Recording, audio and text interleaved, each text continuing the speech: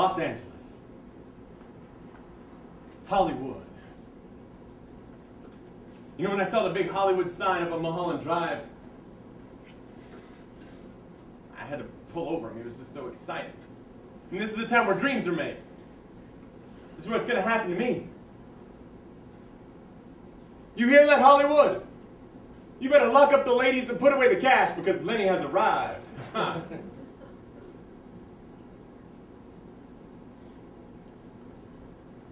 The new American dream is one of fame. However, many people aren't even sure why they want to become famous. Reality television shows have depicted fame so much that many people, they follow their favorite Hollywood starlets and think fame is about as easy as making a sandwich. But few authors depict the day-to-day life of the working actor, the ones who are happy by the prospect of landing a Taco Bell commercial. Cannolis and Cocoa by Sven Pop. Los Angeles. This town just takes everything you've got inside you and it just takes it out, shits all over it, hands it back to you, and expects you to eat it. I mean, the people in this town have some serious issues. What the fuck? Can nobody be on time? Seriously? I mean, is it all that hard? I mean, all you got to do is say you're going to be at a given place at a given time, and then you show up there. It's not that complicated. No, the city's all spread out, and we got all this traffic. Why not leave a little bit earlier than 5 minutes before you're supposed to be in Long Beach, huh? All you ever hear in this town is, get your own voice. Be your own man. But then they jump down the throats of anybody who has anything remotely positive to say about George Bush. I mean, if you even thought about voting for anybody else in that election other than John Kerry, well, you're just as worthless as that joke we have for a governor. People preach these extreme political viewpoints all the time like there could be no other answer, and then they insist that they're the ones with the open mind. You know, I've been in this town long enough to know that even the rich gold diggers who are driving their Hummers all around town, even then when they clip the curb with every right-hand turn they make, they know it's trendy to say that SUVs are evil. You know, they all say it. Nobody's worried about their gas. They just say, oh, you know, I want to buy a hybrid car, but I've got to wait till one becomes really efficient. Meanwhile, they're just waiting for something else to come along that's a bigger issue than their gas-guzzling monstrosities. And that's when the gays come out. Everybody gets in a tizzy because a couple of gays want to go off and get married. Really? Really? I mean, if a couple of gays want to stay committed to each other for the rest of their lives, how is that affecting you? Huh? I mean, let them marry a frickin' toaster if they want to. That's their business. It has nothing to do with you. Now, you hear in this town, it's a free speech town. Say whatever you want, man. It's free speech in this town. Say whatever you want. But then as soon as somebody says the word nigger, then it's all over. You see, you can't say the N-word because it's not politically correct. Really? Well, nigger, chink, slant-eyed, Jew, kite, dumb dick, cracker, redneck, Pollock, dog blasted, ornery, no account, long-eared, doo-wop, beside spick, motherfucker. How's that? You getting squirmy yet? Good. And I'm not sorry, all right? I refuse to apologize if what I have to say offends some turd with his head up his ass. You want who else I'm not going to apologize to? The bums. And they're called bums. They're not homelessly deficient. They're bums. All right? And they come up to me asking for money. I'm going to say no. Just a simple no. I refuse to apologize to them if I don't want to give them my money.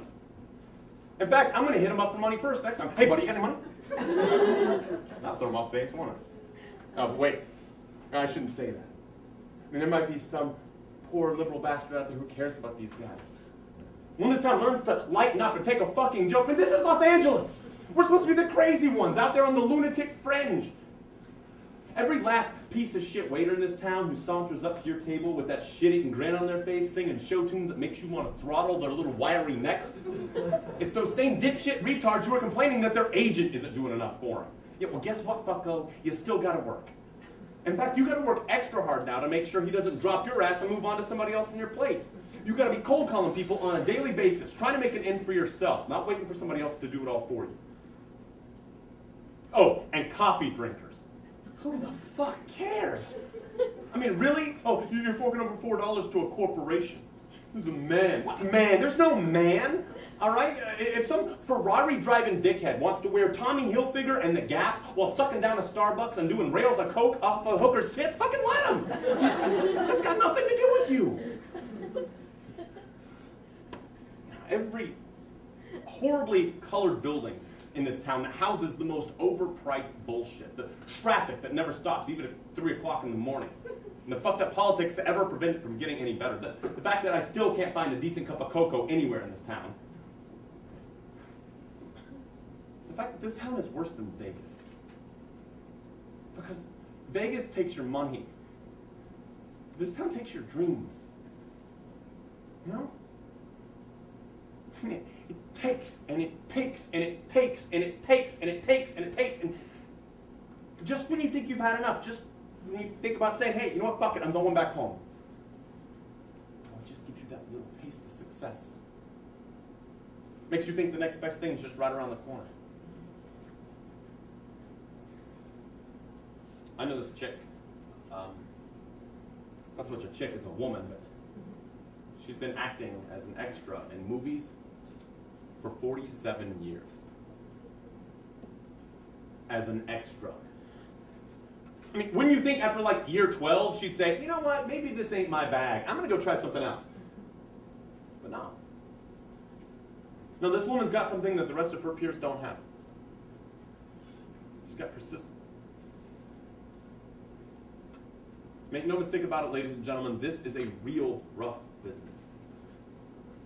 Less than half of 1% of the people who come to Los Angeles, the ones who get off those buses in droves, less than half of 1% of those people will act for a primary living. You want to direct? Best odds I've been able to find on that are 1 out of 20 filmmakers who graduate film school go on to make another film. Now that's not to carry home an Oscar, that's just to get the tenacity to pick up a camera again. DPs, even worse. Makeup artists, 1 out of 17 doesn't have to have a secondary paycheck. Editors, don't even get me started. But the longest, I mean the absolute furthest shot of them all is acting.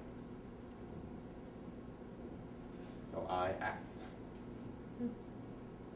Or more appropriately, I stand around and wait for food. And look, I know what this means, okay? I know I'm going to be spending long, cold nights huddled around a kerosene heater. And that's if the production company is nice enough to even rent one for us.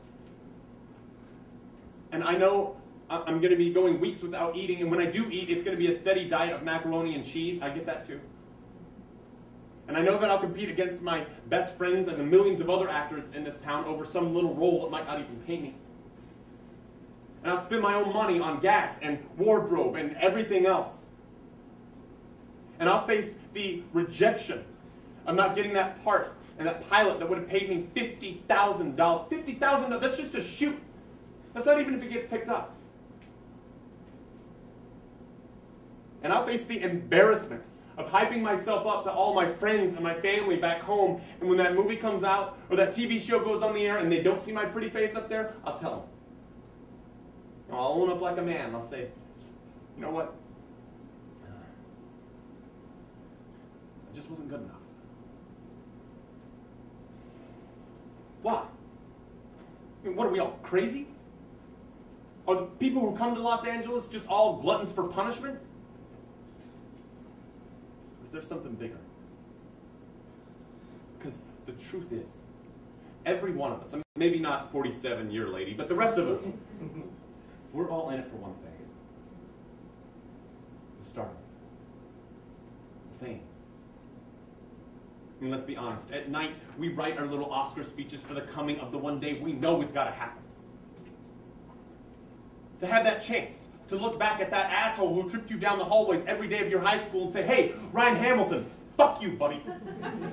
Or to turn to Angie Reagan and say, hey, Angie, you stood me up on prom night, so fuck you too. That's why we're here. Because we know how good it's going to feel when that day finally comes. And it has to. Right?